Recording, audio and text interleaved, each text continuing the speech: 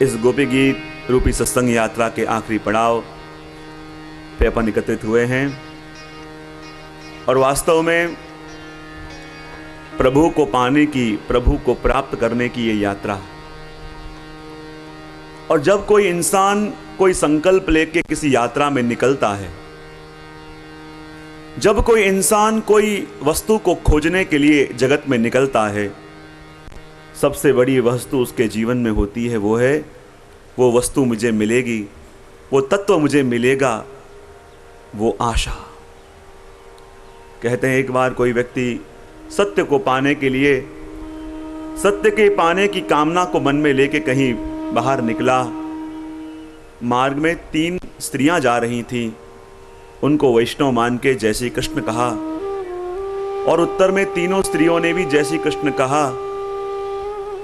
तीनों स्त्रियां चर्चा करने लगी। उस स्त्री ने मुझे प्रणाम किया, दूसरी कहने लगी नहीं वो पुरुष ने मुझे प्रणाम किया, तीसरी कहने लगी मुझे प्रणाम किया। तो वे नो विचार करने लगे, चलो अपन जाके उस व्यक्ति से ही पूछें कि तुमने किसको प्रणाम किया था। गए उस व्यक्ति के पास और पूछने लगे, हम तीनों जा रही थी, तो हम तीनों में से तुमने प्रणाम किसको किया। तब उस व्यक्ति ने कहा, जो आप तीनों में सबसे बड़ा है, आप तीनों में जो सबसे बुजुर्ग है, मैंने उसको प्रणाम किया। बताइए आप तीनों में सबसे बड़ा कौन है। और तीनों स्त्रियां कहने लगी कि हम बड़ी हैं। दूसरी स्त्री कहने लगी मैं बड़ी हूं। तीसरी स्त्री कहने लगी मैं बड़ी हूं। आप ही निर्णय करो कि कौन बड़ा। व्यक्ति ने पूछा, आप तो तीनों अपने आप को बड़ा बता रहे हो, पर मैं कैसे जानूं कि तीनों में बड़ा कौन। मैं पहले प्रणाम किसको करूं। सबसे पहले आप अपना परिचय दीजिए कि आप चारों स्त्रियों में है कौन। सबसे पहली स्त्री ने कहा, मेरा नाम है भूख, मेरा नाम है भूख और मैं सबसे बड़ी हूं, क्योंकि जब मैं किसी को लगती हूं, जब किसी के अंदर मैं आती हूं, तो वो गलत से गलत काम करने के लिए भी अटकता नहीं है। सबसे बड़ी मैं हूं। उसने कहा बात तो ठीक है, लेकिन भूखे भी इंसान कुछ दिनों तो जीवित रह सकता है। दूसरी स्त्री से पूछा, आप कौन हो। उसने कहा मैं बड़ी हूं, क्योंकि मेरा नाम है प्यास। क्योंकि भूखे इंसान कुछ दिन व्यतीत कर सकता है, लेकिन जल के बिना, प्यास को बुझाए बिना व्यक्ति जीवित नहीं रह सकता, इसलिए बड़ी मैं। तीसरी से पूछा, आप कौन हो। तो तीसरी ने कहा मेरा नाम है निंद्रा।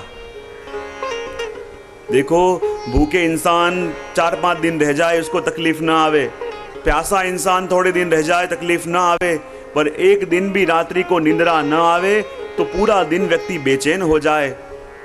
और इंसान कोई भी काम करता है, कोई भी प्रवृत्ति करता है, तो यही सोच के करता है कि मैं चैन से सो सकूं, इसलिए मैं बड़ी। तब वो इंसान ने सोचा कि भूख से, प्यास से भली बड़े आप हो, लेकिन निंद्रा के बिना भी लोग जी सकते हैं। निंद्रा के बगैर भी इंसान जीवित रह सकता है। चौथी स्त्री से पूछा, आप कौन हो। तो उसने कहा मेरा नाम है आशा, और मेरे कारण ही जो भी व्यक्ति कुछ पाने को निकलता है तो उस आशा को लेकर निकलता है कि वो वस्तु कभी ना कभी मुझे मिलेगी। तो व्यक्ति ने कहा कि सबसे बड़ी आप हो, क्योंकि आशा के बगैर व्यक्ति कोई कार्य प्रारंभ कर ही नहीं सकता। अपन इस 8 दिन की यात्रा पे प्रभु को पाने के लिए निकले हैं। अपने कर्म ऐसे हैं कि मन तो कहता है प्रभु कभी मिल नहीं सकते, लेकिन एक आशा ही है कि शायद प्रभु मुझे भी मिल जाएं, शायद प्रभु मुझे भी प्राप्त हो जाएं, शायद प्रभु मेरे भाग्य में भी प्राप्त हो जाएं। उसी आशा को लेके अपन निकले हैं, उसी उम्मीद को लेके अपन निकले हैं। और जब तक इंसान के जीवन में आशा है, जब तक इंसान के जीवन में वो मुझे भी मिल सकता है ऐसी कामना है, व्यक्ति इस भक्ति पथ के ऊपर अग्रसर होने लगता है।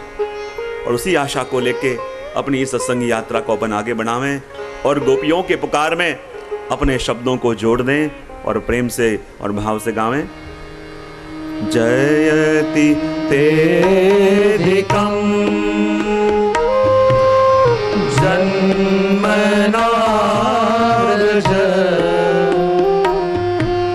श्रयत इंदिरा शाश्वत रही रो रहे हैं हम तेरी याद में आ जाओ प्रभु जी न पाएंगे दयित दृश्यता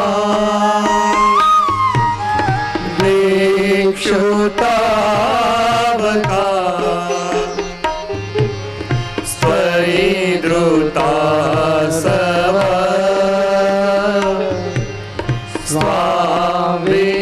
स्वाविचिन्वते रो रहे हैं हम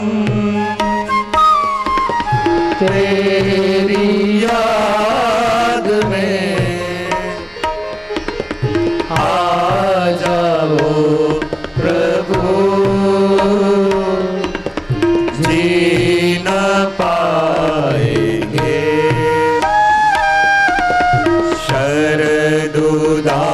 शरदुदाश्रये